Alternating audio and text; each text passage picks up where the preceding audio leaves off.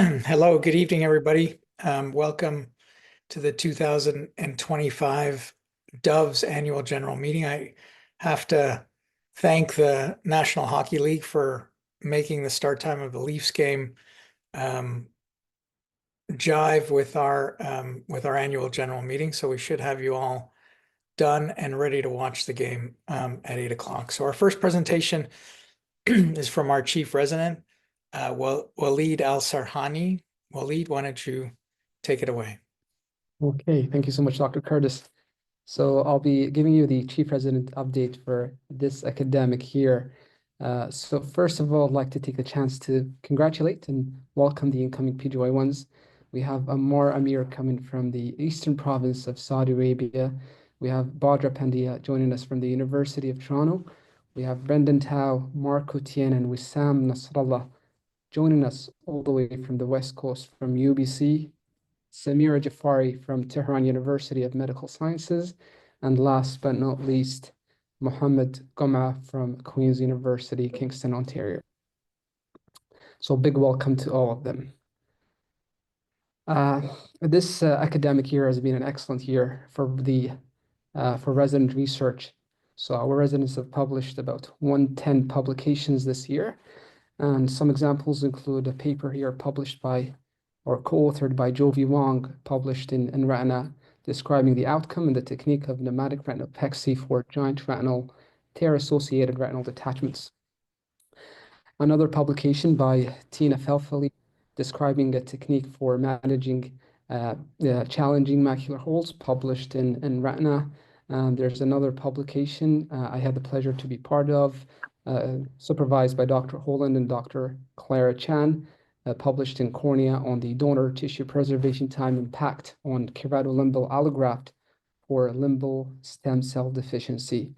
And we have another paper published in Ophthalmology Retina, co-authored by Jessica Chow and Samana Naidu, describing the morphological stages of macular holes on spectral domain OCT. Some resident presentations at local and international conferences. Tina presented a talk on AI applications in ophthalmology in an AI and Women's Health Summit. I had the honor to present at COS last year on betadine use in bacterial keratitis. We have Miriam Isa, who received an award in the EPOMIC conference in Dubai for an oral presentation on intracameral use of antibiotics in endophthalmitis. And Milana also presented at COS last year, talking about a retrospective analysis of double vision related referrals to the neuro-ophthalmology clinics at the University of Toronto. Congratulations to Austin Pereira, who received a Pero Teaching Award this year. He also received a Bayer Medical Education Grant to promote and to develop OCTcases.com. Jovi Wong has also received the PGME Chichom Memorial Fellowship for her project, supervised by Dr. Curtis, on investigating an integrated autonomous AI disease recognition algorithm with a smartphone fundoscopy. And congratulations to Joseph, who successfully defended his PhD at the Vision Science Research Program at the Department of Ophthalmology and Vision Sciences, and also the Department of Laboratory Medicine and pathobiology.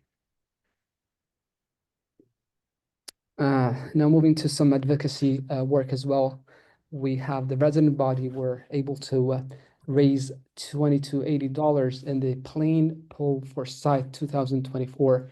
And this was led by Hiba Al-Katan, Ann Nguyen, and Miriam Isa. And as you may know, Orbis is a nonprofit organization with a mission to fight avoidable blindness in low and middle income countries and delivering community-based eye health outreach programs in those countries. And the fundraising is actually ongoing for this year, for 2025. And we encourage you to participate and join us. And if you're interested, you can reach out to Milana and Miriam as well. Okay. Further to advocacy and outreach work, our program has extended its reach to other local communities and across different countries. We have the Timmins and District Hospital rotation, And PGY4s and PGY5s usually spend a 1 week rotation in Timmins, where they run eye clinics and operate twice a week. And we can see in the picture here, Dr. Slomovic and Prem Nichani along with the OR staff there. And usually hundreds of cataract surgeries get performed over 1 year at Timmins, and it helps those patients who are having difficulty accessing ophthalmology care in Northern Ontario. Brian Mason and Austin Pereira were parts of the Costa Rica mission last January, and in the mission, cataract surgeries, advanced anterior segment procedures, in addition to oculoplastic surgeries get performed under the supervision of Dr. Rai, Dr. Bragameli, Dr. Singal, Dr. Slomovic, and Dr. Nasrallah, along with Dr. Olati. We have also Man Long, who joined Dr. Nazimi and participated in the IVAN trip in October in Manitoulin Island as well. We can see here in the picture Jacqueline Slomovic enjoying her time as a course coordinator and instructor for research methodologies for health sciences students at McMaster. Now beyond academic and outreach work, we wanted to highlight some of our residents in and out the hospitals, and here you can see some photos for our residents. We have Miriam in her visit to Dubai in the PAMIC conference with two of our graduates, Sierra Al-Shakir and Mahmoud Shuel, and we have the Toric group here with Dr. Raya at Dr. Yan's house, and we have Dr. here who jumped in to say hi during one of the ground rounds, and we have Dr. Oldati, who's always crazy about soccer. He's playing soccer on Saturday at midnight, and we have the resident body here with Dr. Elati in the retreat last summer. And now moving to the PGY5s. So congratulations to Austin, who's gonna do his medical retina fellowship under the supervision of Dr. Bakshi and Dr. Yan in Toronto. Jovi Wong will be traveling to St. Louis to do a vitreoretinal surgery fellowship. Saba Samit is going to do an ocular oncology fellowship at the prestigious MAST Eye and Ear. Sheikh Abu Hamid is going to do her cornea fellowship with Dr. Slomovic, Dr. Rubin, and Dr. Teichman. And Brian Mason and Mohab Al-Deeb will be going directly into practice as comprehensive ophthalmologist. Congratulations to Prem and Gunjan, and welcome to the world, adorable Sanvi. Wishing your family a lifetime of love, joy, and beautiful memories. And a couple of days ago, Jovi had a baby Rohan. So congratulations to Jovi and Prash, and we wish their family a happy life as well. And happy birthday to my son, who turned 2 years old this year. And happy birthday to Shehana, Muhammad's daughter, who turned 1 year this year. And thank you so much for your attention and for listening. Thanks so much, Waleed. Congratulations to the residents for a great year. Next, I'm going to ask Amandeep to give us the postgraduate report. Thank you. Can you guys all see that?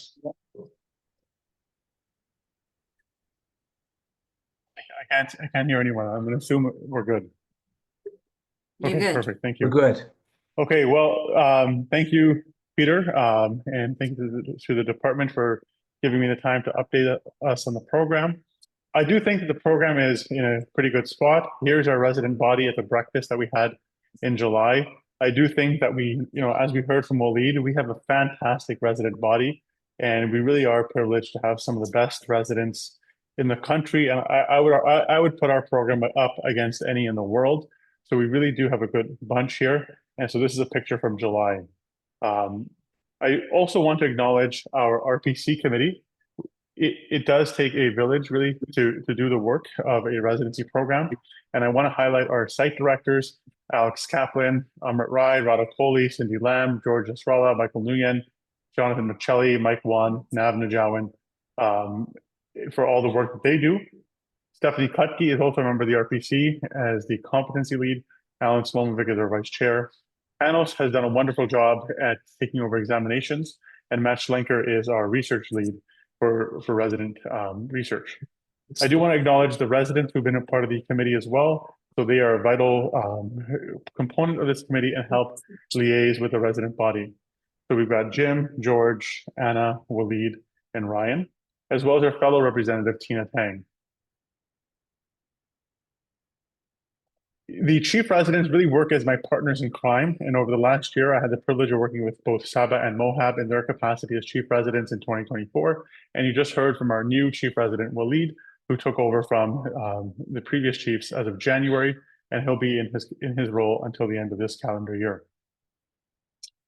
Waleed did go over the plans for our graduates, but I do want to congratulate all of them. They were successful at the first step of the Royal College. So a couple of years ago, they separated the past results so that you have to pass the written to move on to the oral. And I'm proud to say that all of our graduates were successful at the first part of the Royal College, and they've got the second one coming up in about a month from now. You heard about what everyone's doing next year, and I congratulate everybody on all of their success. In terms of resident support, I do want to acknowledge our department and Peter for the support that we're able to provide the residents. I think the retreat is a big initiative that the department takes, both from a financial standpoint, but also from a call standpoint. Many of our faculty or fellows will take primary call. And pictured here, you can see the residents are having a really good time at the residents retreat. I will tell you that I'm starting to hear from program directors in other disciplines at UofT that their residents have taken note of the ophthalmology retreat in particular, and they want the same. So I think we have a good thing going. And, I do want to thank Krem because he organized the most recent retreat, but really this is an important initiative for the department. And I do think it goes a long way in terms of resident bonding. So thank you to the department for supporting the resident retreat. We also provide, this is more just housekeeping for everyone so that they know, but the PGY2s have dedicated time and financial support to attend Sally Letson. The PGY3s go to a review course, the PGY4s to COS, the PGY5s to the American Academy. And we do also provide the residents with the AAO manuals and support to sign up for a question bank as well. In terms of CARMs, we did increase our capacity a couple of years ago. And so we're up to 5 CMG spots, and we still have 1 IMG spot and 1 visa trainee. We are looking at further possible expansion in the CMG stream, and I think that would be a great addition if we can pull that off. So we're working with the PGME and the Ministry of Health to work on that. Visiting electives, which were paused during COVID, have resumed, and we do encourage interested medical students to try to arrange an elective with our department when possible. Waleed already highlighted our incoming residents, but do look for these faces come July and give them a warm welcome to the Department of Ophthalmology. Many of them are traveling from quite far this time. We only have 1 local graduate, but a number of people from across the country and across the world. So please do look out for these new faces as they join our program come July 1st. The TORIC course is back in full force. So we did, make some changes during the pandemic, but the last couple of years, the TORIC course has been back to full capacity. We have all PGY1 residents from across Canada, attending this course for the last 6 weeks of May and June. And this year, we've expanded the program further to include more international residents from the Caribbean and Costa Rica as well. I do want to acknowledge Kathy, Amrit, David, and Sandra for all the hard work that they do. This course really is a lot of work, but it's also a lot of fun to be involved as a course director. And I do want to acknowledge all of our faculty who make this course what it is. Everyone takes time out of their schedule to make sure that we give the learners a top-notch learning experience. There really is nothing else like this course, so I do thank everyone for their participation. Competency-based education is really here to stay. I do want to thank our competency committee chair, Dr. Stephanie Kletke, who really does a great job at running the competency program. I want to highlight our committee as well. So we've got Harmeet, Kamiar, Peng, Irfan, Nira, Edsel, and myself on this committee. This committee is going to become increasingly important. So the PGY 1 and 2 cohorts are already in the CBD curriculum. So this is the first year that we've had ophthalmology residents in the CBD curriculum. And next year, the majority, so PGY 1, 2, and 3 of our residents will be in the CBD stream, and it'll be at sick kids for the first time. I do want to plug that if you haven't been asked to yet fill out an EPA or access Elantra, it will happen because next year the PGY3 residents will be completing verticals for the first time. So perhaps you don't work with the residents in the general clinics, but if you work with the residents at sick kids or on a vertical rotation and ultimately in the ORs, you will start to see residents asking you to complete EPAs. It is vitally important that we do complete the EPAs, and we will begin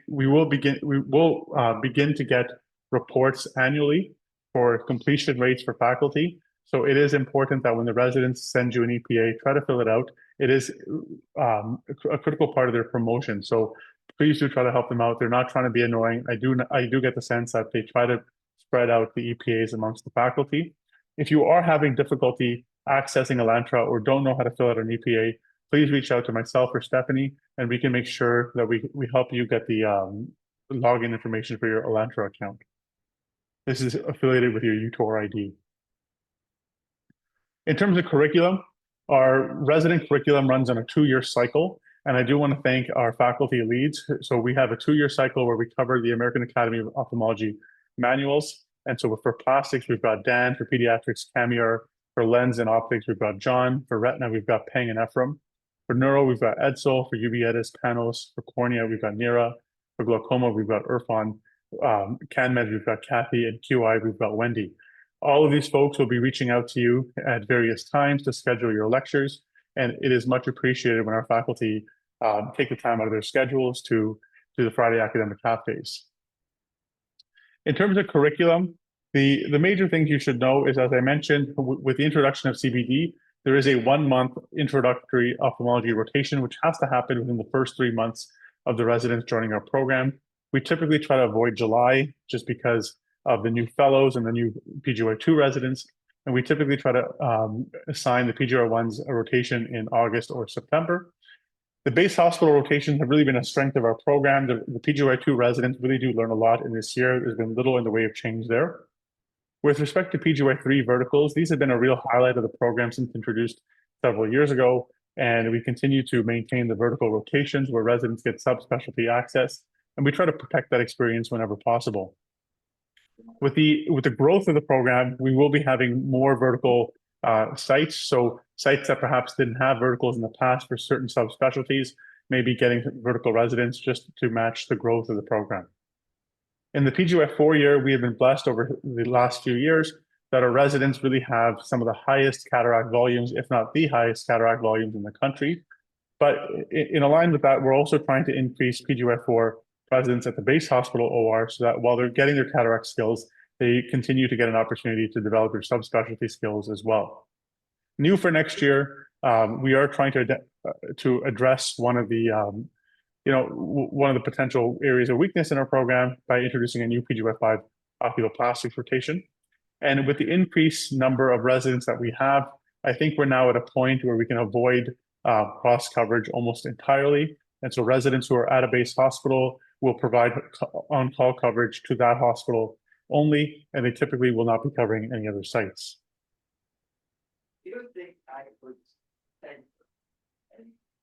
I hear someone talking. I don't know if that's for me or I'll keep going for now, but I don't know if there's a question. Waleed did cover this a little bit, but we have a outreach mission to Costa Rica, and this year we had a larger group than we've ever had. It really is a great time, and if there's residents who are interested in joining us in future years, please do reach out to Alan, Randall, or I, and we'd love to have you there. You can ask our recent residents, Austin and Ryan, about their experience. In terms of the Timmins outreach, Waleed already did cover this, but I do want to highlight this particular program. So Dr. Alejandro Oliver, who's pictured here in the white lab coat, along with Alex and Ryan, as well as Amrit Rai, are the leads of this particular program. It's an amazing experience. If you haven't gone up, I would encourage all of our faculty to try it. I haven't met a single person who went up and didn't enjoy it. Everyone's been raving about this program. It is really critical that we have such strong local partners like Dr. Oliver, who is a VR specialist for those who don't know. And so we have local VR support should the need arise. It typically involves 2 days of clinic with the support of a PGY4 or PGY5 resident, as well as 2 days of OR. The patients, the staff, the nurses, the anesthesiologists, everyone is just so wonderful. And it really is a breath of fresh air to go up there and spend a week. So I went up, I had the privilege of going up in August. I will be going back, but I do encourage you guys to reach out to Amrit or Alejandro if you're interested in joining this experience. And with that, I would like to close out by thanking my competency committee, the residency program committee, all of our faculty, the administrative staff in the department, especially Sandra and Helena, our hospital partners. The hospital chiefs have been very supportive over the last year. The site directors, who are RPC members that I highlighted earlier, are just amazing. The site admin have been a pleasure to work with. We really are, again, fortunate to have just a wonderful group of residents and a very supportive vice chair of education in Alan Slomovic and chair in Peter Curtis. And the MVP of my team truly is Sandra Gauci, pictured here with her son Aiden, who is heading off to university in the fall. Thank you, everyone. He seems young to be heading off to university, but He's precocious.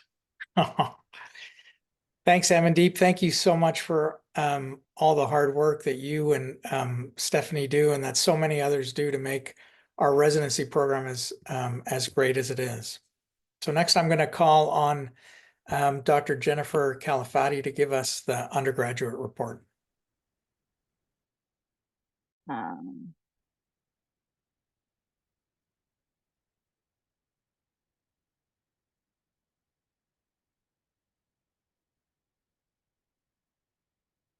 Okay. Hi, everyone. I will be giving the undergrad report. Thank you, Peter. I'm going to start out with a quick curriculum overview. I'm not going to spend a ton of time on this time because I have some other things to discuss, but just to be comprehensive, I like to do this every year.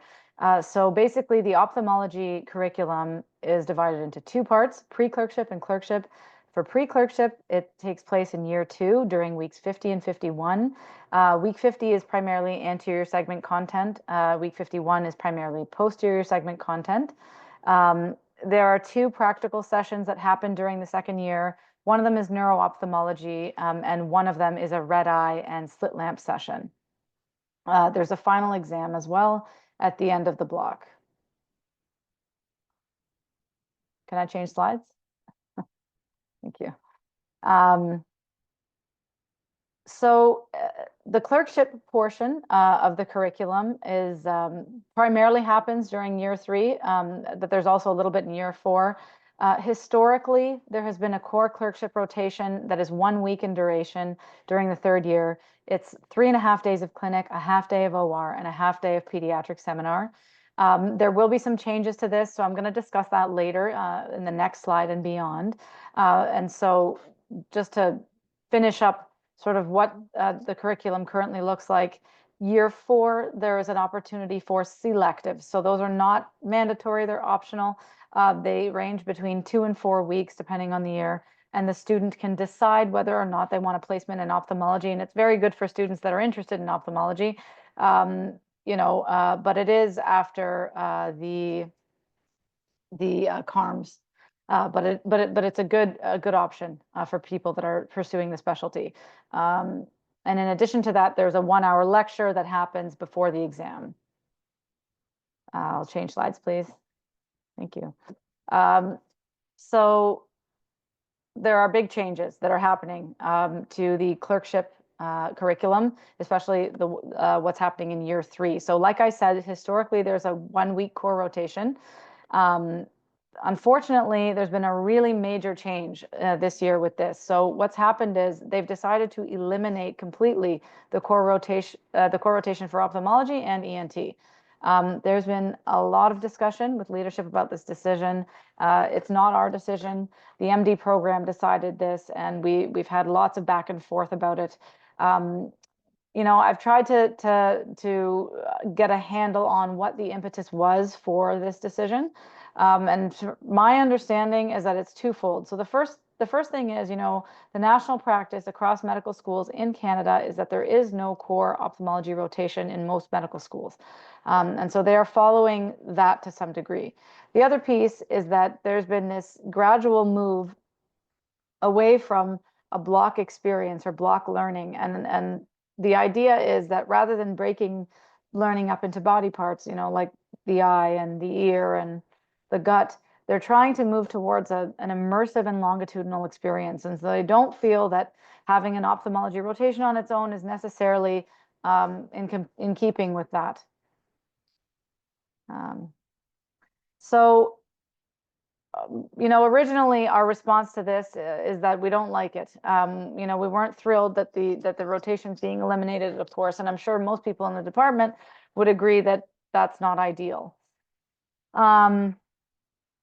We aimed to emphasize that we thought it was important to keep some degree of ophthalmology in the curriculum. There's three major reasons why I personally think it's important. Number one is knowledge. So medical students tend to graduate medical school with minimal knowledge in ophthalmology. And so eliminating the core rotation is not going to make that part any better. Exposure to equipment as well. So if you're going to do, for example, any emergency medicine, using a slit lamp is going to be hard if you've never really used it before. And lastly, I think this is something that gets forgotten, is related to collegiality and interprofessional relationships. When you don't understand how a specialty works, it's very hard to communicate with that specialty and to understand what's going on there. And so I think that's a really important thing to remember. We did our best to communicate these points, but unfortunately, we just can't sort of keep the rotation at this point. It was suggested by somebody that perhaps it would be a good idea to have a sub-rotation for ophthalmology within the general surgery block, because that would be kind of like what happens during year 4 with the selectives, but it's before CARMs. But that did not pass for various reasons that I won't get into now. And so the compromise has been basically that we're going to have, instead of a 1-week rotation, it's basically going to be 1 day.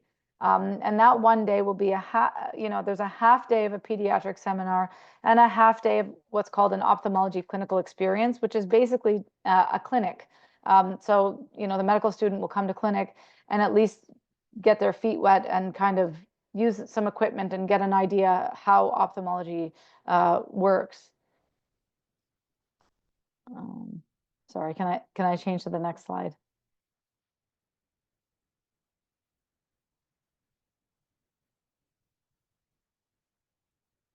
Okay. I'm just going to share mine, Ashia. Not sure what's happening.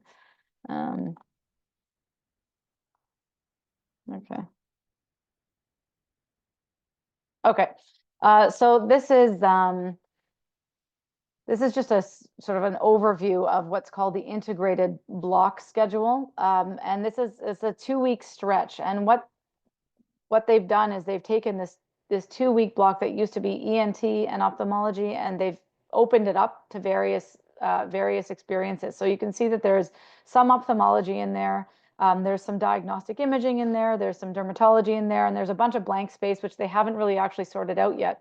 But it will all get filled with other things. And this is what's going to happen for 2025 to 2026. After that, they're really not sure how they're going to structure things, and that remains to be seen. But for the next academic year, this is what things are going to look like. So where do we go from here? I don't want to be all negative. Like it isn't ideal that we've lost the core rotation, but at this point, I'm trying to shift the priority to what do we want to focus on. So there's basically 2 groups of students. The first group of students is people that don't want to pursue ophthalmology. And for them, I think what we need to do is just try to give them some bare bones of what they really need to go into practice, and whatever they need to know, whatever we can do in that 1 day, we just have to support that. And there's really not much else we can do at this point. For group 2, students who want to pursue the specialty, I think that's where the silver lining comes in. It's always been hard to accommodate elective students. It's difficult. We don't have enough space, got lots of people in clinic. And if there's a reduced burden with the core rotation, for sure, we're going to be able to accommodate more elective students. So that definitely is the one positive point in all of this change. So, in the future, we want to of course, support the learners. We want to support students who want to pursue our specialty. And, you know, I'm not going to close the door on exploring other possibilities for trying to reintegrate ophthalmology wherever possible. And, you know, I wanted to thank everybody that's been involved with the undergraduate education for the last several years. You know, Sandra, like, I cannot say enough. Seriously, I don't know what I would do without you. You've just done everything. And anyways, you're indispensable to many parts of this department. Thank you to Michael. You know, he just joined, and Michael will be a large presence, you know, for years to come. But you've been wonderful so far. Thank you to all the site directors that are listed up on my slide. You know, everybody's been fantastic, and, you know, an excellent point person for each site. And thank you to Dr. Hannah Chu for her ongoing presence in pre-clerkship. Thank you. Thanks, Jennifer, and thanks for all your hard work advocating for ophthalmology in medical school. Hopefully, hopefully we'll get a rotation back. I imagine the Yeah. pendulum will swing back the other way. I hope so. Thanks. Next, I'm going to call on Dr. Nav Najawan to give us the fellowship report. Thanks. Aisha, can you just forward? Keep going. Next slide. Okay, no, let's go back one. So thank you, everybody. I won't take too long. I just wanted to give you a little bit of an overview of our fellowship program. Not much has changed, but I do want to talk about our fellowship. And I know Amandeep has talked about how fantastic our residency program is. And I agree. But I also want to say that our fellowship programs are probably just as good and really well recognized around the world. And that's why we get all these fellows from all over the world. We've got fellows from every part of the world, and they come because of the international reputation of our preceptors. And interestingly, if you don't know this, fun fact, we have more fellows than residents in our department. And it's definitely the largest ophthalmology fellowship service in the country. Next slide. And they provide a pivotal role. They are our go-between between residents and staff positions. They also are integral in training residents and medical students. So even though, you know, we are responsible for the training of residents, residents will tell you they get a lot of their training from the fellows as well. They're actively involved in research, and they are ambassadors for our department when they go back to their home departments. Next slide. I want to talk a little bit about our fellowship committee. It's constant. It's a committee that basically looks at all the fellowships, and we, you know, we approve fellowships. We modify fellowships based on requirements for services, and, you know, we're very innovative in terms of how we're training our fellows. And I want to, next slide. I want to thank our committee members. These are the same sort of tried and true members that have been on our fellowship committee for years now. And they are always there whenever I need some help from them or some advice. I want to thank all of them. Next slide. I also want to thank our chief fellow, Tina, who's done a fantastic job. She put together our event that we had, fellowship welcome event that we had in the fall. It was a table tennis venue, and it was great. And I think we had a lot of turnout from preceptors. And I encourage you, if you're a preceptor, to come out to these events, because it's a nice way to meet some of the other fellows, and it's very low key, and we do have a lot of fun when we do have these.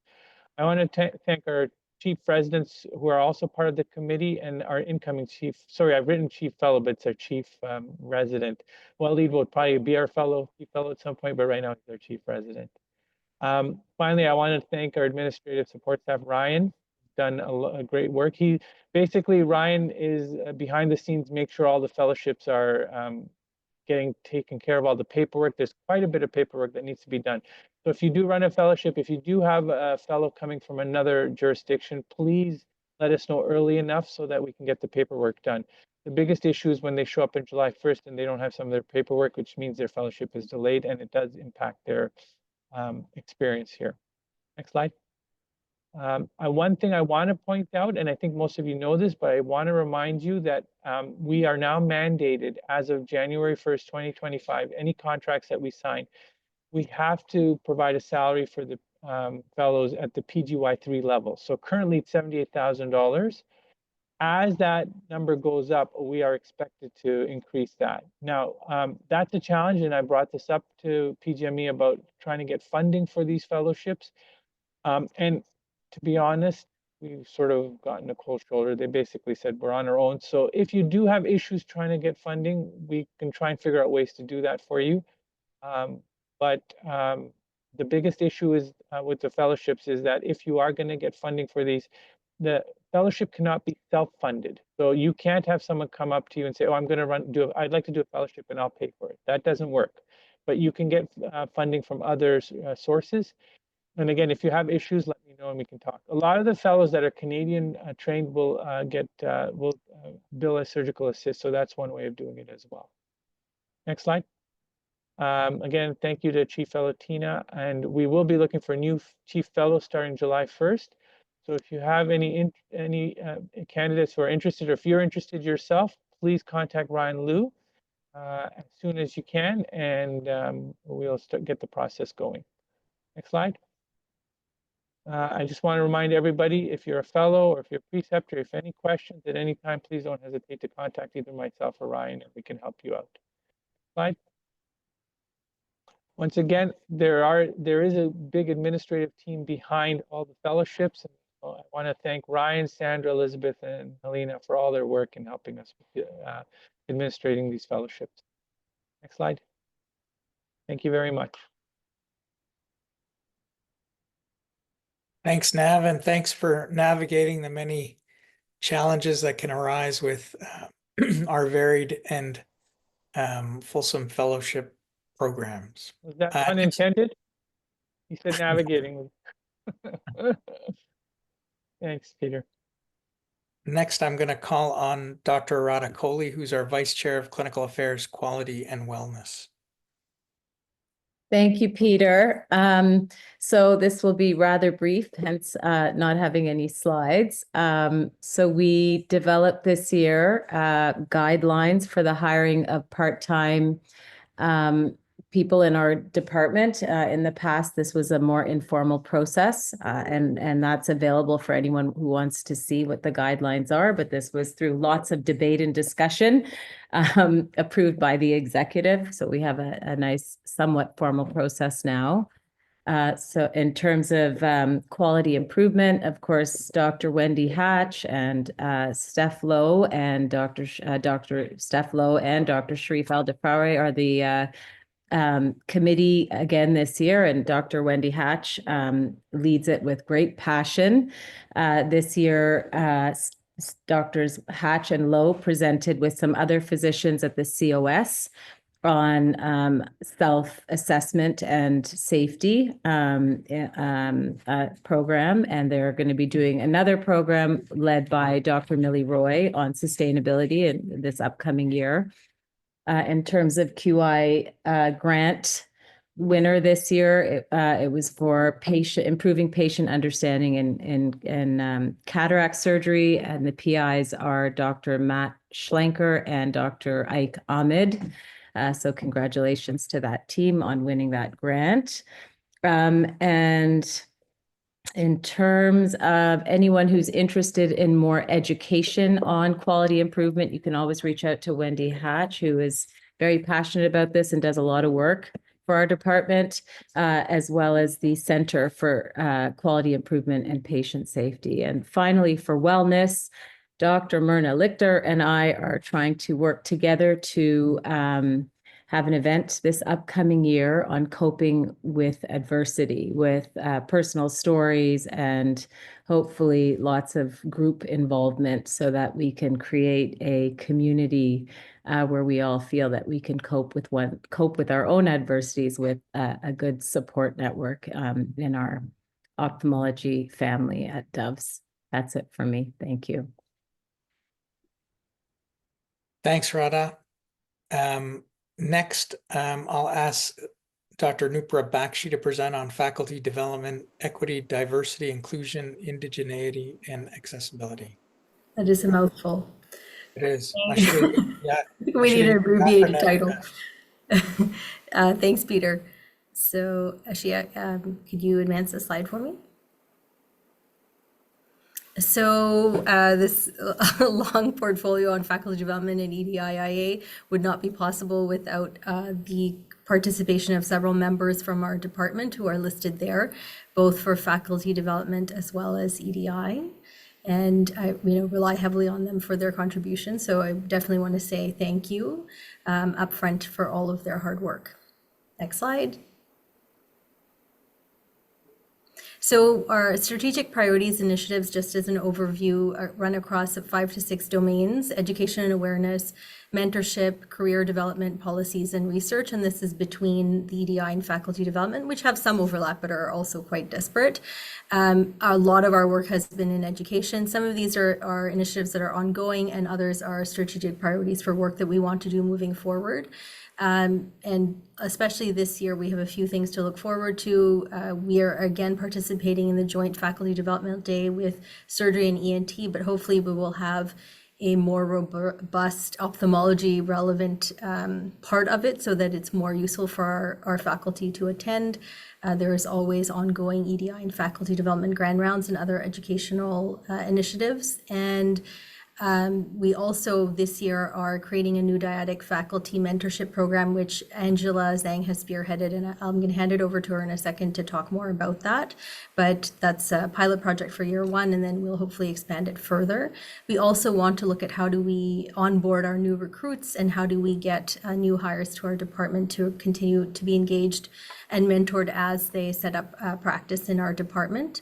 And in the fall this year, we are going to have a transition to retirement session to talk about all of the challenges and identity shifts and just the logistics of transitioning towards retirement. We also, of course, both from the equity side and faculty development side, want to look at annual review processes, which is ongoing right now, as well as promotion and recruitment, and how do we use an equity lens in these processes as well. And Brian Balios is helping to create a liaison between the VSRP program and the clinician side, and that sometimes is quite siloed. He helped run an innovation grant at UHN with co-PIs from basic science and clinical faculty. And so we would like to expand this hopefully with funding to all of DOVS, so to allow for research collaboration between the two parts of our department. So I would like to hand it over to Angela to talk about the faculty mentorship program. Up front, many thanks to her for a lot of hard work on that. Thank you, Nupra. So we just like to introduce a new mentorship initiative as part of the faculty development portfolio. So this really new initiative is really meant to support faculty members of DOVS to ensure everyone has adequate support in this area. It will provide faculty to faculty mentorship. It definitely does not replace or disrupt any of the existing mentorship relationships that's already in place and developed organically. But we're just aiming to support faculty members of all career stages and in all areas of career priority. Any interested faculty members can act as both a mentor and a mentee through our program. There will be a brief questionnaire for interested faculty members, both for mentee and mentor, along with a 5 to 10 minute brief discussion, just to ensure we get a good understanding of their needs before we match them with an appropriate mentor that's appropriate for their areas of needs that they've indicated. Furthermore, new DOVS recruited faculty members are really highly encouraged to apply to the program to ensure they have appropriate mentorship set up during this very important transition phase into practice. Our program will be launched this summer towards the start of the new academic year, and will run as a pilot for 1 year. And all matched mentor and mentees will be encouraged to maintain their mentorship relationship over this 1 year period. If you have any other questions or are interested in our program, please do make sure to email us at dovs.facultyaffairs@utoronto.ca, and we will send you the mentee and mentor questionnaire as indicated, and we'll answer any further questions that you may have. So thank you very much, Angela. She's put in a tremendous amount of time and effort into creating this program. So I think I would encourage all of our faculty to sign up. You can have more than one mentor, and you can be a mentee to more than one person, and you can also mentor more than one person. So hopefully you can take advantage of this opportunity. If you have any suggestions or ideas with regards to anything else with either faculty development or EDI, IA, please feel free to shoot me an email. And I really also want to thank Ryan for his administrative support with this portfolio. So thank you very much, everybody. Thanks, Nupra, and thanks, Angela. We look forward to these many initiatives taking hold next year. Thank you. Next, I'm going to ask Alan Slomovic to give us our CPD report.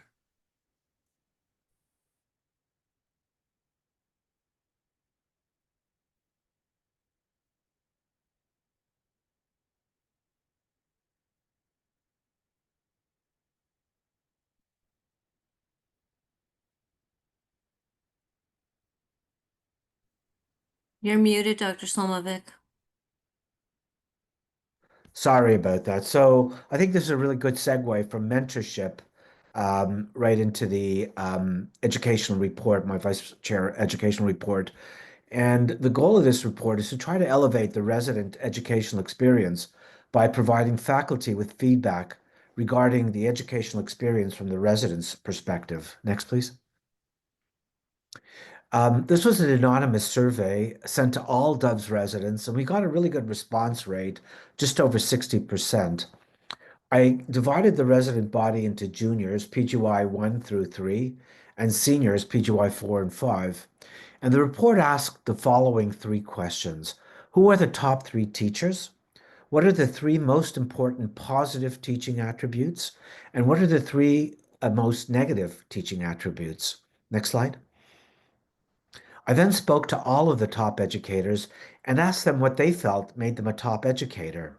And then I spoke with Timothy faculty of medicine at the university regarding complaints that were lodged at DOVS teachers. Can I have the next slide?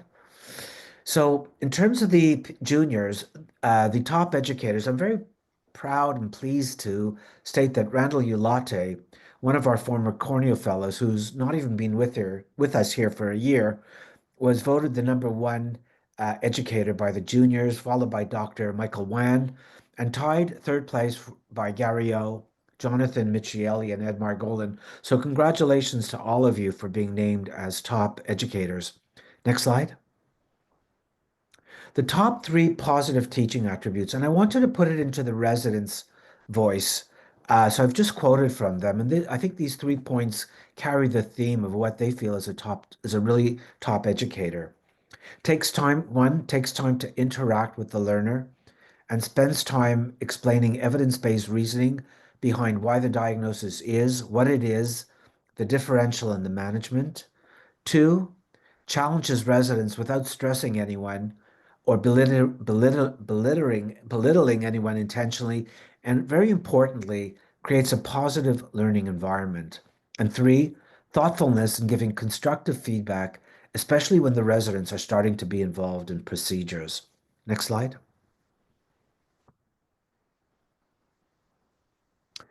What they felt were some negative attributes is belittling students often while teaching, does not give opportunity to ask questions, and thirdly, lack of understanding of the sometimes conflicting demands and service that residents face. Next slide. In terms of the top teachers for the seniors, it wasn't as clear, so I'm going to mention and I'm going to congratulate each one of them. Drs. Ko, Nijiwan, Nasrallah, Sangera, Michieli, Varma, Wan, Bragamelli, and Kaplan. The top 3 teaching attributes from the resident's perspective: #1, patient and respectful; 2, supportive but pushes you to improve; and 3, gives opportunities to residents, challenges students to make plans, available for questions and teaching around cases. The top 3 attributes that could be improved: 1, there are some surgeons who yell and are nervous in the OR. This creates a discouraging, intimidating, and unsafe learning environment. And I'm quoting this directly from what the residents responded.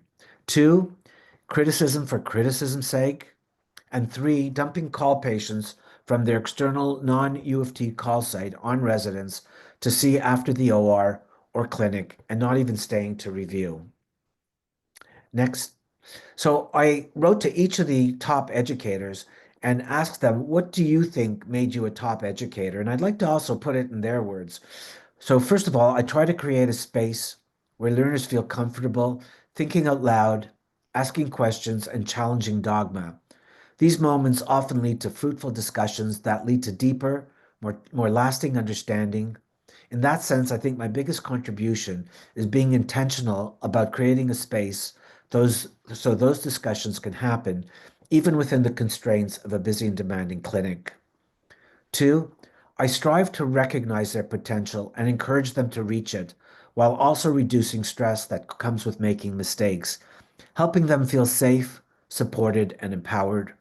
3, I invest a lot of time in not just teaching surgical skills, but also in the guiding the residents in their personal and professional lives outside of the OR. I also give them confidence and the ability to grow as surgeons, and I think we can all learn from this last little bit, but also remind them that the I will humble them if they become too arrogant. And finally, lots of positive reinforcement. Next. So I also spoke to the university asking them what is mistreatment. They define mistreatment in 3 ways: unprofessional behavior, discriminating and discriminatory harassment, sexual violence, and sexual harassment. Next. Over the past 5 years, there have been 14 escalated reports in our department of mistreatment that the chair and I have had to deal with. I'm pleased to say that all have been resolved and there are no outstanding escalated reports. Next, please. So in summary, our goals at DOVS, our goals and objectives with respect to resident education are very aligned with the Royal College and the Timothy Faculty of Medicine.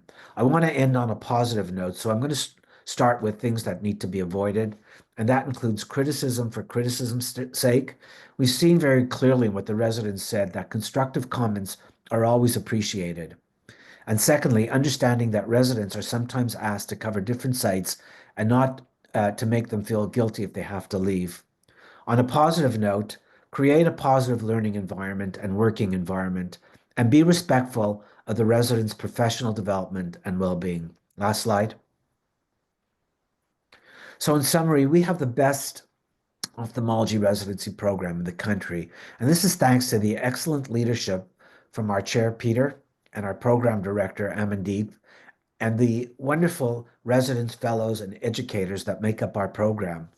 The goal of my presentation has been to present the best and things that can be improved in our teaching program, to try to elevate both the faculty's and the residents' experience as the residents spend 5 of their most important years of their life with us. As the late President John F. Kennedy said, "A rising tide lifts all boats." Thank you. Thank you, Alan, and thanks for digging more deeply into what the residents feel is important in their learning journey. And congratulations to all the top teachers and to all the many educators in our department. Thanks for that. Next, I'm going to ask Dr. Valerie Wallace to give us the basic or discovery science research report. All right, thanks, Peter. I'm going to report back on a very successful 2024 for basic research across the city. So that's UofT and all the affiliated hospitals. And as you'll see, the breadth of research is quite impressive. And also our researchers across the city are very productive. So just starting off with the VSRP Studentship Awards, that is the bulk of the VSRP program. It's based on a $17 million endowment that supports graduate students who are working on research that's vision relevant. Over 250 students have been supported since the inception in the early 2000s. We currently have 31 VSRP faculty members and 24 graduate students are currently being supported. This is a combination of MD, PhD, MSc, and PhDs. We've also, in the last couple of years, done a few more initiatives to support students. And so in 2024, we awarded 8 VSRP Travel Awards. We have publication awards for trainees who get a first author publication on work that is relevant to their thesis work. And we have 2 top rated student awards. Another development in the program is that Janet Wong, who's our administrator for over 32 years, retired early this year. And we have a new business administrator, Pranavi Premkumar, who joined the program and is going to be running the studentship cycle, application cycle, beginning in May. And just a reminder, U of T DOVS 67th Annual Research Day is May 23rd. So this is not advancing. There we go. So just a couple of highlights, and I've kind of grouped them based on location or affiliated institutions. So across U of T, Dr. Belinda Chang as continuing to make contributions to the understanding of the evolution of a lot of very relevant, disease-relevant phototransduction proteins. Made a lot of work on rhodopsin signaling. Dr. Molly Shoykid is publishing work on biomaterials and cell therapy. Tim Corson, who arrived last year from the US, has hit the ground running with several publications on molecular pathogenesis of neovascularization. Dr. Yaping Jin at the Dalai Lama has been awarded new funding from Glaucoma Research Society and Data Sciences Institute, and as well several of her trainees have published studies on health equity and vision care access research, clinical epidemiology. Sick Kids, Dr. Julie Lefebvre was awarded a new Catalyst grant from the CIHR to develop tools to look at neuronal connectivity. This applies to the eye, but also all over the brain. And I think this work will be of interest to the general neuroscience community across Toronto. And as well, she's had a very impactful publication on neuron connectivity in the retina. And Dr. Elise Aon, Joy Vincent have published 2 pretty high impact studies on mutation analysis in inherited retinal disease. And Helen Damaris has a publication on retinoblastoma genetics. I believe that some of our clinician scientists will be profiled in some of the upcoming presentations, but Stéphane Anton at Sunnybrook has had a successful year with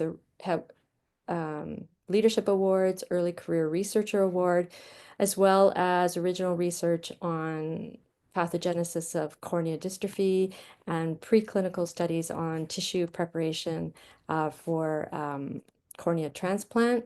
And Carol Shermans has published work on identifying a new pathway involved in outer retinal degeneration.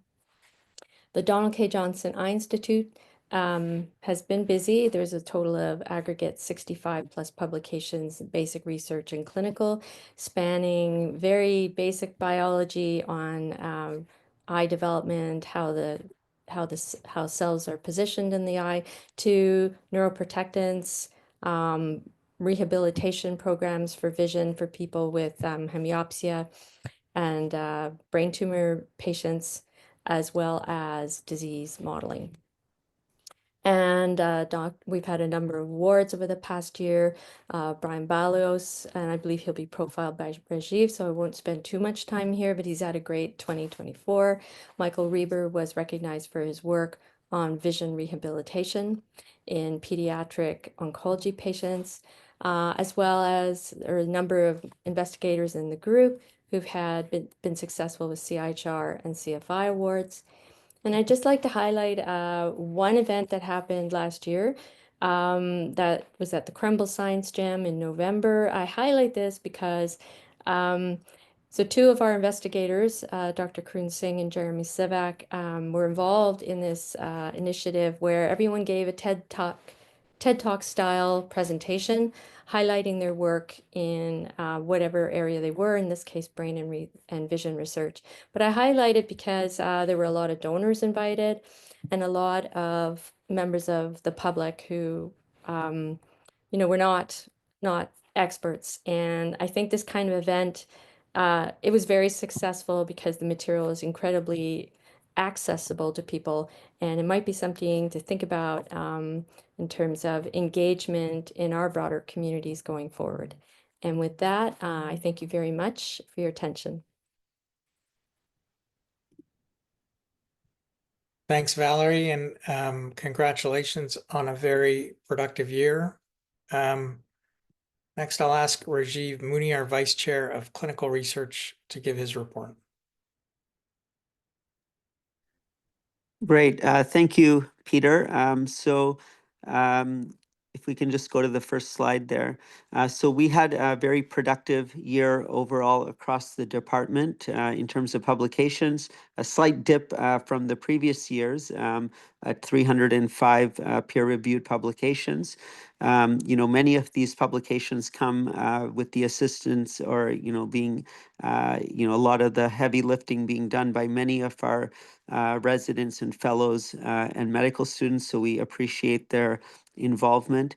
The department does have a list of faculty that are interested in supporting or assisting medical students with research. So if a medical student is interested in research, they can reach out to the department and then be matched with preceptors. So if you're a preceptor who's looking for a student to help you with clinical research, then you can provide your name to the department.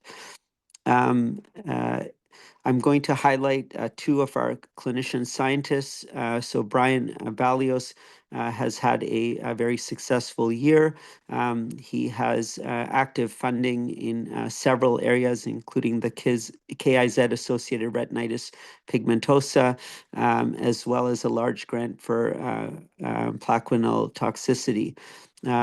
He has a number of new graduate students who have joined his team, and many of his students have won several prestigious awards. Their lab has produced 5 new publications and several invited publications, and is launching several new projects. His lab is involved in several sponsored studies, 3 active and 3 that have just been started up, and 4 investigator-initiated studies. And he had a very impactful publication looking at patient access to genetic testing in Ontario. And here's a picture of Brian with his team. So Brian, keep up the great work. And we can go to the next slide, please. Stefan Ongtong at Sunnybrook also has had a great year with 6 publications, in several of them in high impact journals, including JAMA Ophthalmology.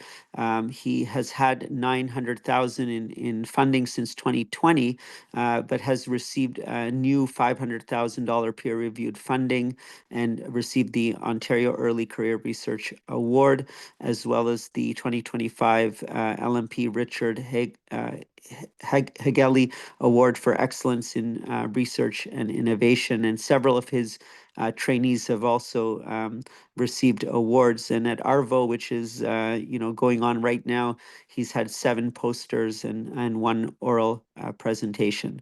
I just wanted to also mention that Research Day, as Valerie said, is coming up on the 23rd. We're hoping that everyone can reduce their clinical activity to find time to support the students at Research Day. And also, I just want to make a small statement regarding the medical students who do so much research now in our department by collaborating with our staff. And, there's kind of this thing that to get into ophthalmology, you have to have 1 million publications. And I think that, we're recognizing the immense probably pressure that puts on students wanting to be ophthalmologists. And I think it's important that we focus on quality, not just quantity of publications. So look at, how a student has interacted with their staff and the inquiry that they've demonstrated and their interest in a specific project and carrying projects through, not necessarily just the number of publications, because, sometimes that can be less meaningful. So that's something for all of us to think about as mentors for these students. So that's my report. Thank you. Thanks, Rajiv, and thanks for overseeing this prodigious amount of work. Next, I'm going to ask Kylan McCreelis, our Vice Chair of Community Ophthalmology, to give his report. Thanks, Peter. Perfect. So I thought I was going to win with the shortest slide deck, but I think Rada beat me. So we'll go with just one. But I continue to, I guess, find myself in the new role that I was invited to do as Vice Chair of Community. So I have been trying to support the executive with, I guess, some perspective from the community as we sit through the executive meetings. And I guess I've also been trying to support the role of our community and part-time faculty at the executive as those issues come up. I think probably for the next year, one of the big issues that we will note that Jennifer kind of highlighted with the undergraduate education experience is that landscape is really going to change for a lot of our faculty who've been doing a lot of clerkship teaching, specifically for those who are in the community and have been hosting clerks and doing a great job with that. That's going to change a bit. So I think as the Temerity faculty moves to place more students in community settings, we're going to have different opportunities. And I think that's what we kind of have to look at this, as Jen kind of highlighted. This is an opportunity for us to continue to engage in a reasonable way that helps promote ophthalmology, but we're going to have to look for some different ways to do it. So I think that is what we'll look at for kind of the next year or two for the community and part-time faculty. I do think this summer it's probably something that's important to maybe do a specific survey for part-time and community faculty, really asking them what other things they might be interested in engaging in, whether that's other general teaching for undergraduate, or even, ways that they could participate with elective students. So I see that as being a bit of a challenge coming forward this year, but at the various sites as the Temerity faculty expands into the community, we will try to be there to meet those needs. I think that's it. And if there is any folks that are kind of in that situation who are finding themselves with the role changing, please feel free to reach out to me, and we'll see if we can expand our scope to keep the part-time and community faculty engaged. Thanks, Peter. Thanks, Colin, and thanks for bringing us this very important and valuable perspective. So we're going to switch gears a little bit. We're going to go to the chiefs of our respective hospitals. So Ephraim asked if he could give his report early. So Ephraim's going to give us the UHN report. Thanks, Dr. Curtis. Thanks, PK. Hi, everybody. Nice to see everyone on the Zoom. Just want to give the UHN report. It's been a great year. We've had a number of publications, over 65 publications in 2024 and 10 in 2025. So various subjects, etc., subspecialties. Next slide, please. That's been great. Some of the awards I want to highlight, as Rajiv mentioned, Brian's had a great year and received a number of awards, including the PSI Investigator Award. Stephen Kraft gave a Belshowski lecture in France this year. This is a lecture which is, there's only been 15 prior lectures in the 60-year history of this meeting, and he was the first Canadian to do so. So that was a big moment for him and for strabismus and for University of Toronto. And other things, David Matthew, Alan Slomovic,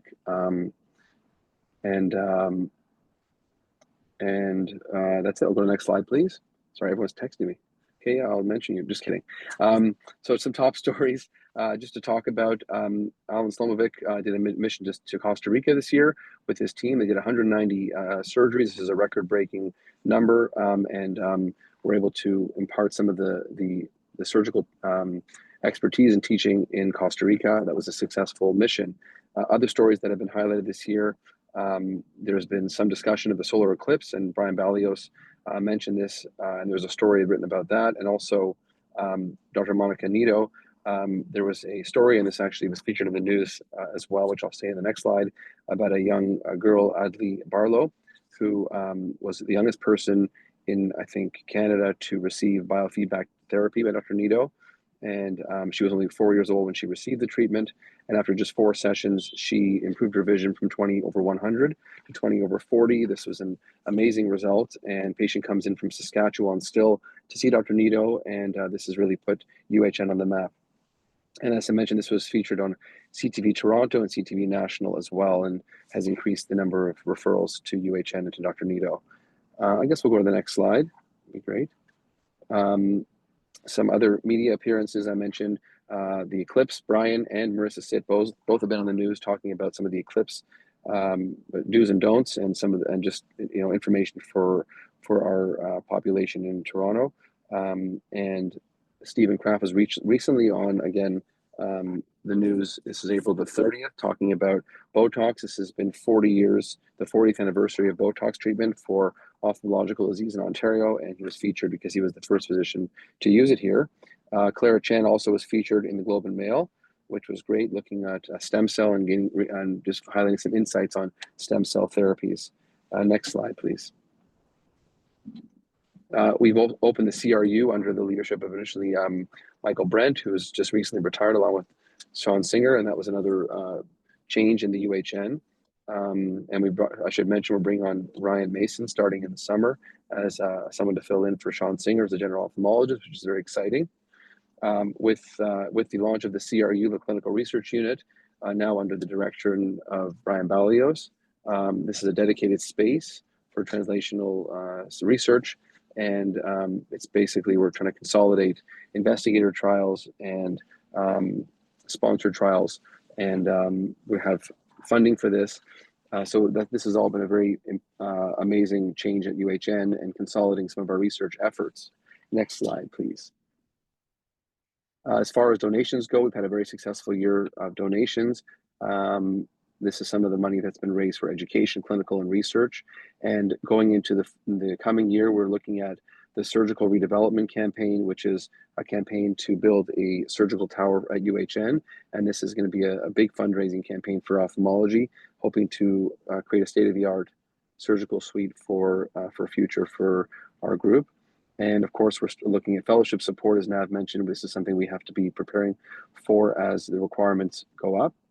And with the CRU, we're again consolidating some of the research, either it be investigator-led or through the basic science side. So there's lots of fundraising needs, and we are having pretty good success with that. I think I'll end there, and thank you for your time, and looking forward to next year. Thanks, Ephraim. Who knew there were so many TV personalities at UHN? So we'll go back on schedule, and I'll ask David Yan to give the Mount Sinai report. Great. Thank you, Peter. I hope everyone can see the slides here. So I'm going to be brief, Peter, shocking for you, but given that the face-off time is 45 minutes away. Sinai, yes, we are a facility, 7,000 square foot facility with it's a shared model, much like KEI is in terms of the way our clinics are run. In terms of operative services, we do focus our surgeries on oculoplastics, ASA for cataracts, adult strabismus, and glaucoma. And I think the big news for this year that just passed is that we've had a sort of generationally unique experience of actually a 33% increase in the OR time at Sinai, which has been great news, has helped really reduce some of our very long wait times that we accumulated during the pandemic, and gives us opportunities for growth again in the future as well. Our clinical services actually are getting ever so busy as well. We've had experienced about a 12% growth in our clinic from 23 to 24, and increased the number of procedures we do in clinic as well. So in terms of our faculty roster, unique to Sinai, we do have a large dependency on part-time staff because of their commitment to teaching. So many people, it's like 20 part-time staff come along with myself and George, who are full-time there, to teach. And as you can see from our roster, you know, some of the top teachers that were already recognized in our previous presentations are at Sinai, and really very thankful to them for their dedication to teaching. New additions to this year highlighted Jenny Kwan and Yogesh Patodia, who started last summer as general ophthalmology clinician teachers in our department. And as I said, the other major change, we had a re-retirement for Dr. Jamie Ostreicher. He was a pioneer and leader in oculoplastics for over 3 decades at Sinai Health, founded the only ASOPTers approved fellowship in Canada, which is now Nav is the lead preceptor for, and it's based out of Mount Sinai Hospital. And he's been a major, you know, advocate for global health as well. And in terms of future recruitment, we're still looking for and so many promising leads in terms of ongoing efforts to secure funding for clinician scientists at Sinai, which would be a unique opportunity. And we are still looking for a recruitment for the uveitis medical retina ROP position, which we hope to be filling in the coming year. Thank you. Thanks, Dave. I'll ask for Dave Wong to give us the Unity Health update. Hi, thank you. It's Monday with Mom, so she decided to be at the pub, so here I am. Anyway, my slides. I want to give this report very quickly. Next slide, please. Of course, this is St. Mike's, and this is Michael Shea, as we just saw that previous slide. Always remembering his legacy of what St. Mike's is. I showed this slide last year of the ophthalmology services you can see there, and I added on emergency care because this has become significantly a big part of St. Mike's and being in the downtown core. And on the asterisks, those are the services that are being emphasized, and clearly you can see which are strong points, and then we are the VR center, and that's a big specialty. Next slide, please. Our staffing complement is here is GFT, we have 9, and non-GFT of 20. We have this many support staff of 14 technicians, 22 clerical and ophthalmic assistants, a research staff of 2, and fellows, clinical 4 retina and 3 non-retina, and we have 2 research fellows at this present time. Next slide, please. Interestingly, you can see our clinic volumes. I show this with kind of pre-COVID, the 2020, we know the COVID, you can see that significant drop over about 90,000 visits, patient visits a year, and slowly been ramping up. There's a slight dip last year in 2024, you can see, and we'll talk about that in a moment, and our projected is still coming back up. So we are coming back online to where we are in the previous, in the past, and that's a projection. Next slide, please. And of course, this is the year of Epic, and that's the issue of why our drop is in 2024. Near the end of December, we switched over to Epic, and then this is our projection. And hopefully, we aren't being as inefficient as Epic has made many of us 20% down. But please be patient with us as we work through our Epic systems, and then we will get to all those patients that you refer to us. Next slide, please. Significantly is the construction. You can see this is a picture right in the middle of looking at St. Mike's, the closure of Queen Street, which has really caused significant ramifications of how patients have access to us. But that said, our construction is not just a road closure. We are constructing new wings in the hospital. The whole shooter wing has been demolished, is now being rebuilt. This is the planned look of the shooter wing, which will have increased emergency ward as well as an ambulatory space. With that construction, we are increasing our OR. We have already rebuilt many ORs, but right now we're rebuilding the pre-op and peri-op recovery rooms, as well as the new ambulatory ORs that ophthalmology will be involved in. Next slide, please. Important achievements I want to really highlight is marginalized patient population, which really Dr. Myrna Lichter has been our champion. There's no better quote, I would say, that in the Catholic hospital, a Jewish doctor takes care of Muslim patients. And this is truly the fantastic ability of Myrna to be the ultimate doctor who really looks care of things. And she is very well supported in being our marginalized patient population, which St. Mike's has championed over the years and since its founding times. On the EDI front, Dr. Bakshi has been forefront, and she is now a national recognized person in dealing with our EDI issues, and then this is a very big achievement and important part of St. Mike's DNA. On the education front, I do want to make a shout out to Dr. Mandel, who has really strengthened our undergraduate teaching, and he's really taken care of the the students at the very early levels, trying to grow them. Unfortunately, we'll see what happens with this change that's recently been announced with the clerkship changing. Next slide, or just click forward. And I really want to highlight our research, which is really paramount to our development at St. Mike's. And specifically in the VR area, Rajiv Mooney has been a powerhouse of our research, and I congratulate him. He has just recently won the ASRS Young Investigators Award, and I think Peter's going to talk a bit more about that. And he has really championed much of our research, and I'm very proud of what he has done. On the same front, we have Dr. Boyd, who has now discovered a very important part of imaging and potentially dry AMD, and this is going to be fairly important, I think, in the future of looking at dry AMD. Dr. David Chow has been very strong in development, and his always strength has been in surgical innovation, and he is developing new instrumentation with one of the companies which we'll be seeing coming out very shortly. So he's been very strong in that area. Phil Altamari has been very strong in the area of tumors, and his research has been very looking at that area, and you'll start to see much more of it. Myself is with vitreous imaging and our new imaging techniques. On the uveitis side, Dr. Bakshi as well as Dr. Dursko are leading the strength of uveitis and doing some new clinical trials and a big massive registry of looking at these patients, which will be forefront in that.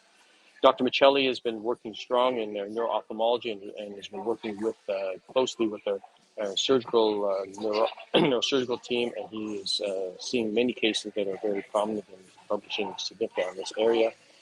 Dr. Ucell in his pathology, he has looked at very significant area of specific lymphatics, and the work that he has done with the space agency has been paramount and unique in this area. I circle back to Dr. Lichter, who really is now has done significant research in the marginalized population. Again, the work she has done is remarkable, and St. Mike's has been very paramount in the looking at the healthcare of marginalized patient population with visual acuity, and she is increasing that significantly.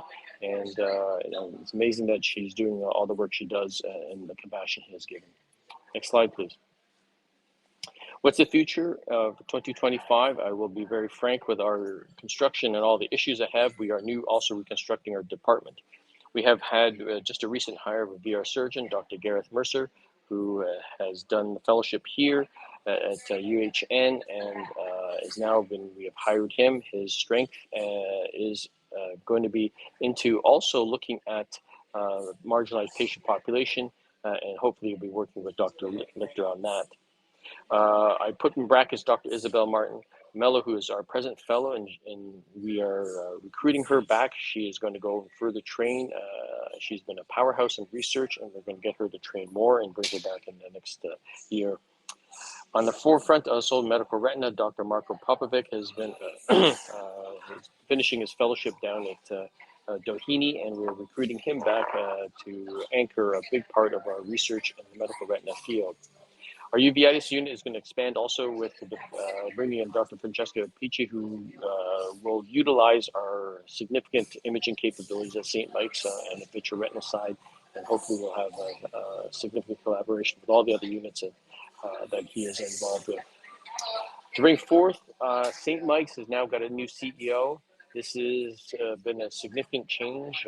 Our present CEO has retired to early retirement, and Mr.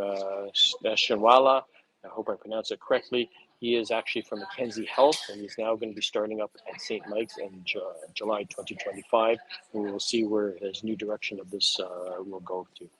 This is the end of my report, and I thank you very much. The one last thing I do want to say just before I leave is my right hand, Darlene Gervais, who has been the administration to the chief for me, and as well as prior to this, to Dr. Alan Berger, is retiring, and she has been the heart and soul of ophthalmology, and she is retiring this year, and hopefully I will be able to continue onwards, and we'll see what happens next year. So thank you very much. Thanks, David. Congratulations on a great year for St. Mike's. Asim Ali will next give us the Sick Kids report.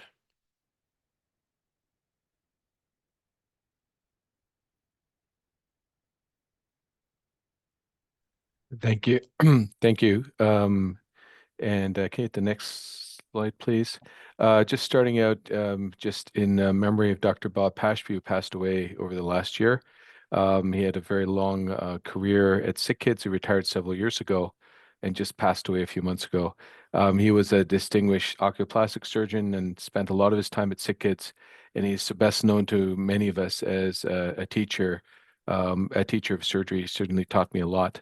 To continue his legacy at Sick Kids, we have the Pashby Award, which is given to the best trainee who's either a resident or a fellow who is the best teacher of the residents. Next slide, please. We will have a new staff person coming on board, Dr. Sybil Grafey. She'll be a clinical associate, and she's had fellowships at Sick Kids in pediatric ophthalmology and strabismus, as well as pediatric neuro-ophthalmology. And she will be covering our urgent clinics as well as neuro-ophthalmology to make up for our increased demand. This is the 150th anniversary of Sick Kids. There's multiple celebratory events. Specific to ophthalmology, we're now renovating our OR. Was last updated in 1993, so it's a little long due now. And the lights, the microscope ceiling will all be changed, and this will be starting in 2 months. We have a new anesthetic assistant-led sedation program in the eye clinic. And this is actually now, in the last few months, taken 41 cases from our main OR, from our wait list. We're now doing minor procedures, cross-linking EUAs, electroretinograms, and intravitreal and lid injections, all in the eye clinic, which puts us on par with what you're able to do in an adult clinic.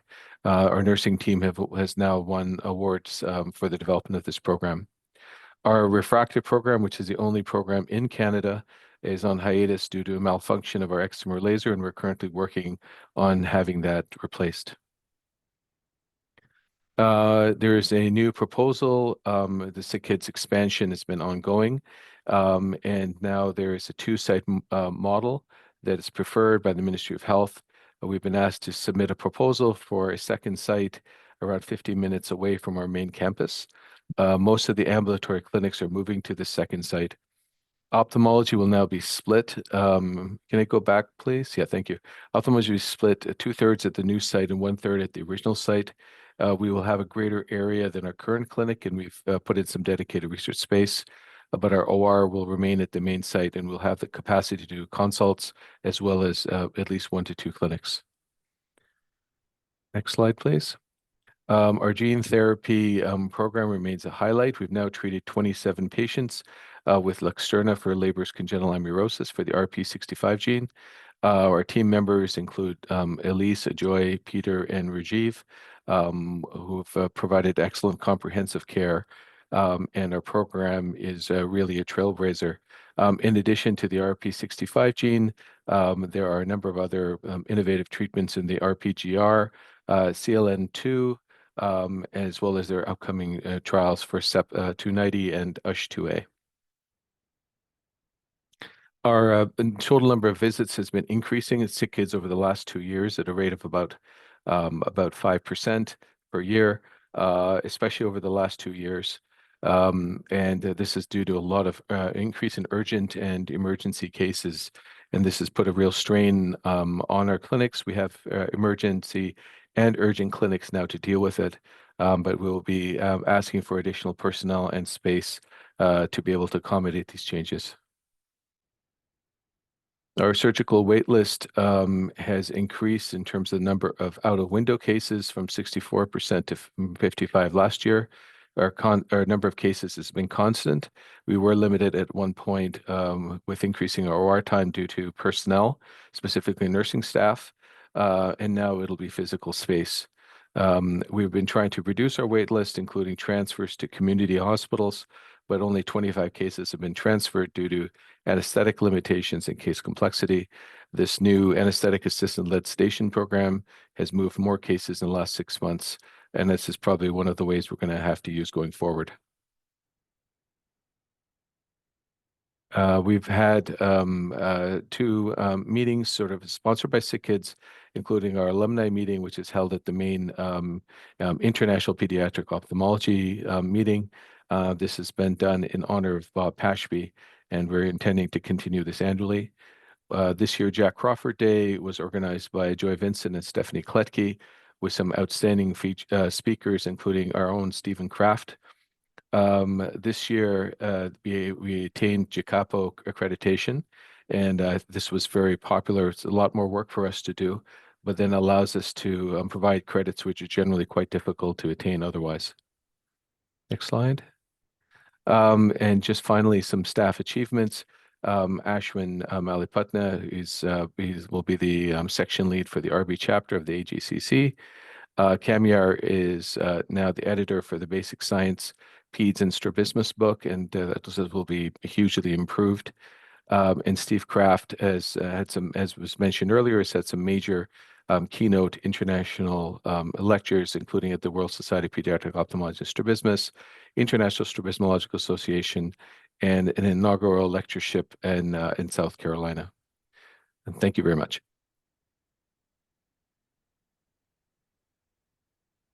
Thanks, Essam. And I'll ask Ken Ing to give the Sunnybrook report. Thanks, Peter. Can everyone see my slides? Yep. Okay, great. Nice to see everyone, and it's my pleasure to give this year's Sunnybrook report. We've had, oops, there we go. So it's been a busy year for us. Again, we're 9 full-timers in a diversity of subspecialties, along with 8 part-time staff. And you can see, like most sites, we had a slight dip during COVID, and we've recovered nicely. Over the last couple of years, there's been some transition in terms of our faculty as well. We saw the departures of Hall Chu and Carol Schwartz, as well as Peter Curtis transitioning to chair and spending more time at KI in the university. Since then, we've also recruited Gary Yao to replace Carol,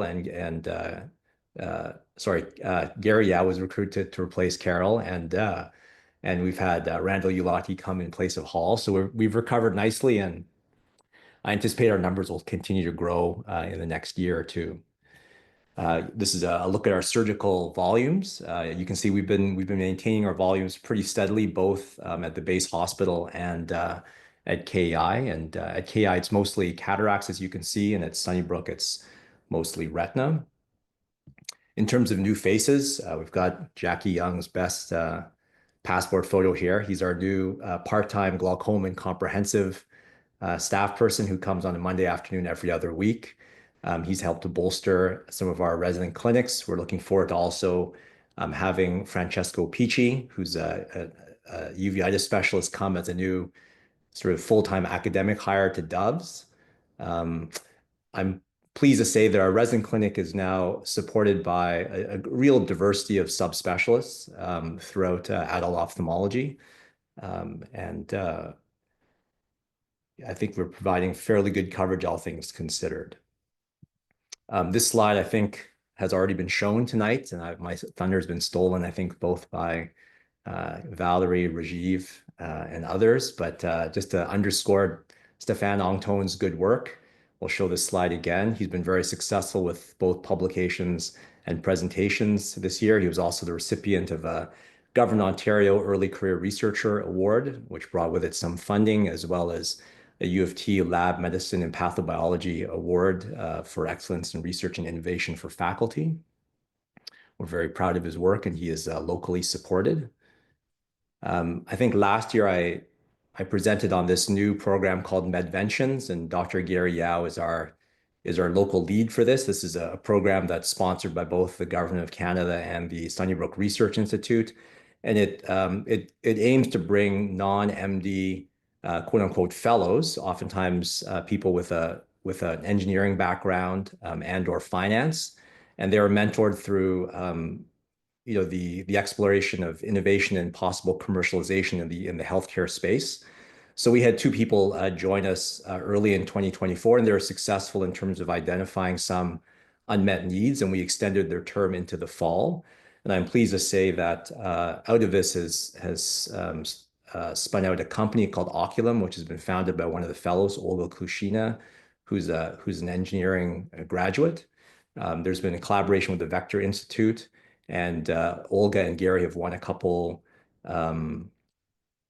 I think they're basically pitch competitions for additional seed funding, and a patent has now been filed for this interesting project where they aim to visualize otherwise transparent intraocular membranes using a hyperspectral camera rather than using vital dyes. And so this project continues. We're looking forward to some prototype development and also the start of a clinical trial this summer. In terms of new initiatives, we still have ongoing retinal gene therapy trials on the go. We've wrapped up sort of the Luxturna project, but we have one phase 1 and one phase 3 trial for neovascular AMD, where a gene product is given into the subretinal space, and this basically transfects your retinal cells to produce an anti-VEGF drug to transform your retinal cells into little drug factories, essentially. We're also part of some IRD trials that Peter and Brian Ballios are part of. And as a plug to trainee research, one of our fellows, Gareth Mercer, who's sadly defecting for St. Mike's, had a great idea to explore in a greater fashion suprachoroidal buckling. So he has collaborated with an industry partner called Everrads, and they have an investigational device which is meant to inject medications into the suprachoroidal space. And we've now finished, I think, 35 cadaver eyes with a view to a phase 1 trial once we get regulatory approval. And Gareth has presented this work at ARVO this week and also at the ASRS this summer. We're also finally off the ground for the DRCR Retina Network after a couple of years of some legal wrangling. And then much like the other sites in the city, our hospital is going to be transitioning to a hospital-wide kind of off-the-shelf health information system. But after an RFP, the hospital has decided not to go with Epic, which is a little bit unusual. We're going to go with Oracle Health, which is the old Cerner. And so that is my report. Thank you for your attention. Thanks, Ken. I'm just gonna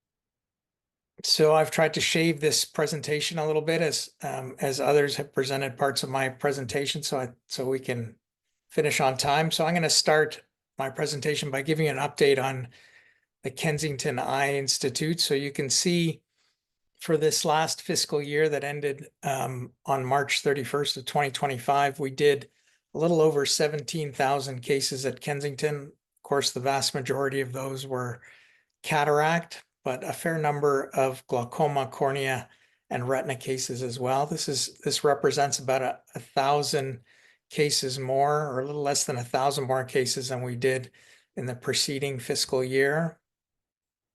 Our corneal cross-linking was paused for a little bit because of some funding changes that the Ministry of Health made, but we're going full steam ahead with cross-linking, having done almost 500 cases last year, and we anticipate doing a similar volume for next year. There's a kind of a unique funding model where funding flows through the hospitals to Kensington to achieve these volumes. So like many graphs that have been shown before, you can see we have, after a COVID lull, we've been going full steam ahead with respect to clinic visits, topping 63,000 in the last fiscal year, and similarly having an increase in our diagnostic tests at KVRC. Dr. Curtis, we can't see your slides. You have to share again. Share again. Okay. I see them. Yeah, I can see them okay. Yeah, I can see your slides, Peter. Yeah. Okay. Okay.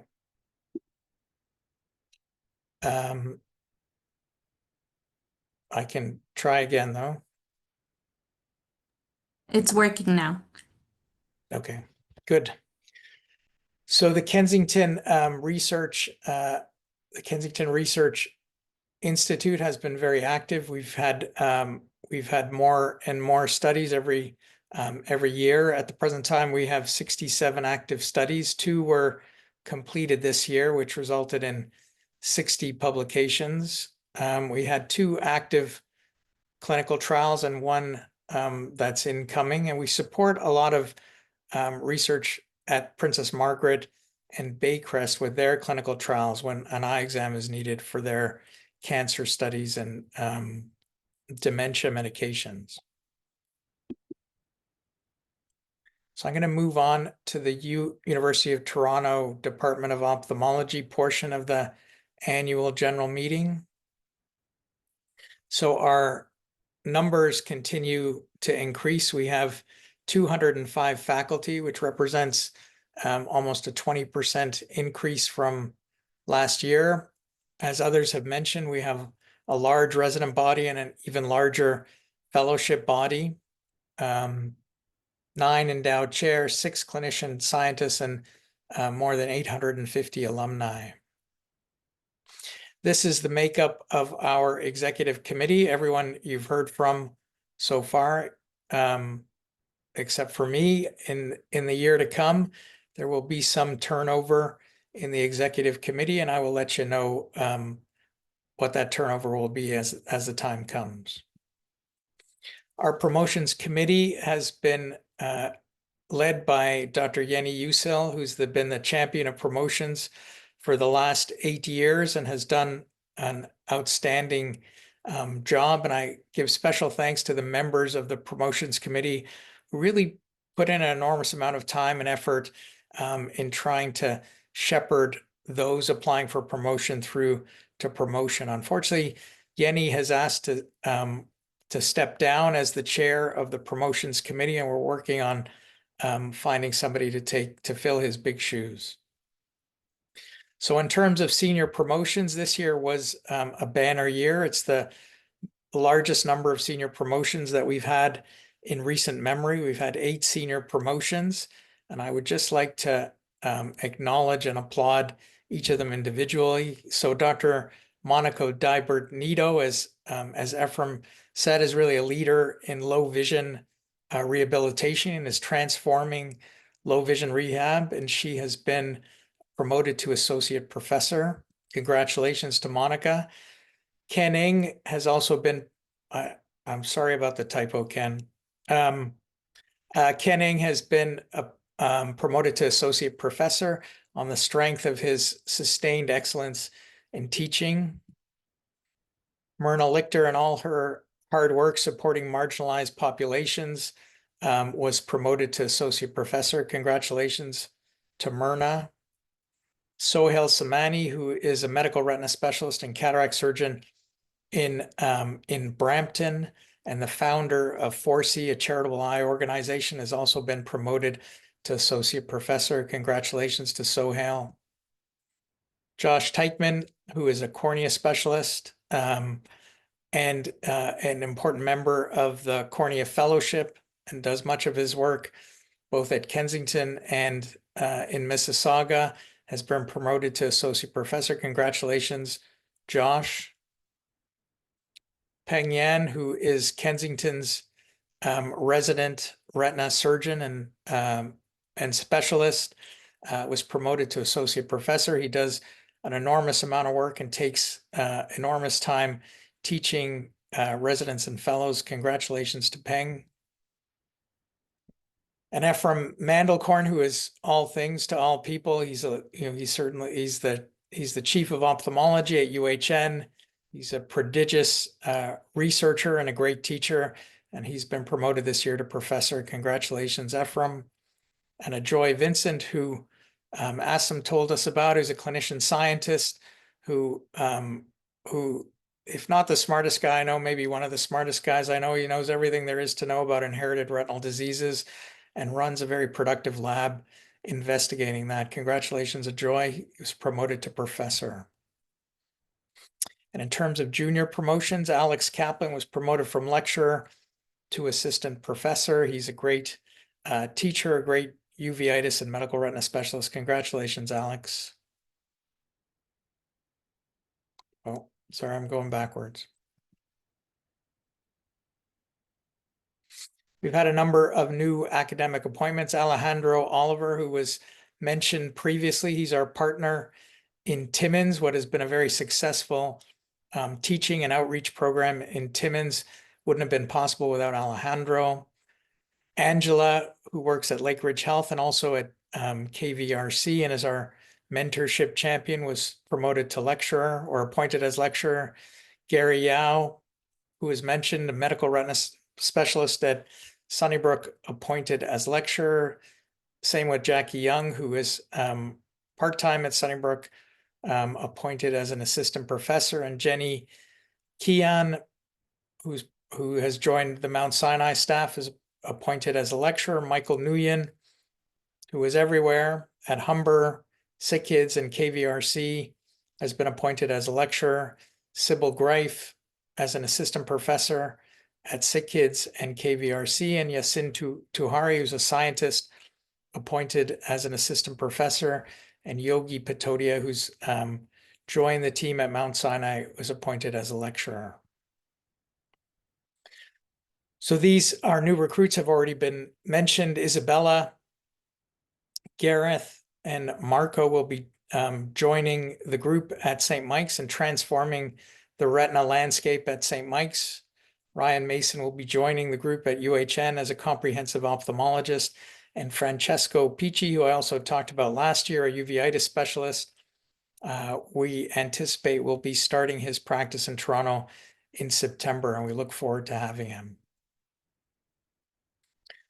We've had a lot of honors and awards. Many of them have been mentioned, but I want to single out Ike Ahmed, who won the King Charles III Coronation Medal and the American Glaucoma Society Innovator Award. Steve Arshinoff was appointed as an officer of the Order of Canada. Yvonne Baez will be getting a 2025 Lifetime Achievement Award at this year's COS. Basir Khan also getting a King Charles III Coronation Medal. Rajiv will be getting the ASRS President's Young Investigator Award at the American Society of Retina Specialists meeting this summer and won the Walk of Fame Award in Sinbos in the fall. As mentioned, Stefan Anton won the Richard G. Hegley Award for Research and Innovation, and Alan Slomovic next month will be inducted into the Academia Ophthalmologica Internationalis for his great work in education. Some big grants, some of these have been mentioned, but Brian has been very successful getting funding for his great research from PSI and the Orphan Disease Center Bike Ride Pilot Grant Award. Ed Margolin got $100,000 from PSI as well for his research, and Stefan got $140,000 for an early research awards competition. We lost some beloved members of our department. Noor Ali, our dear friend Asim's daughter, passed away at the end of the year. And Bob Pashby, who was a great friend and mentor to many of us, died just a couple of months ago. And we will remember them fondly. So looking ahead to the year to come, last year I mentioned that we had decided on a minimum requirement to hold university appointments. So that's going to be in action this spring and summer. As Radha mentioned, we've established and approved a new framework and guidelines for part-time hires to make this process more transparent. and open to everyone.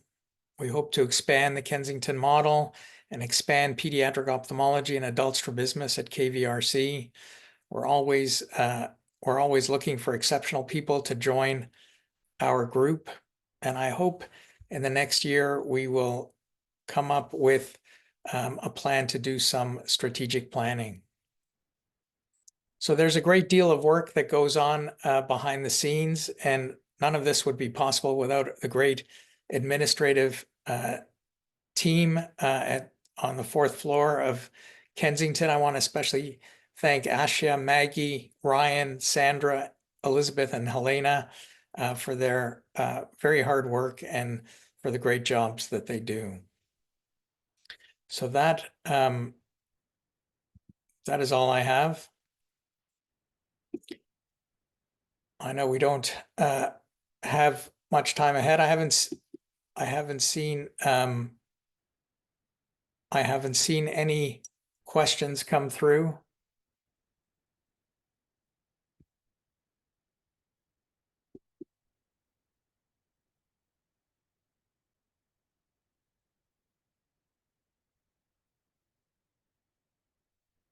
All right. I'll let everyone, thank you for joining.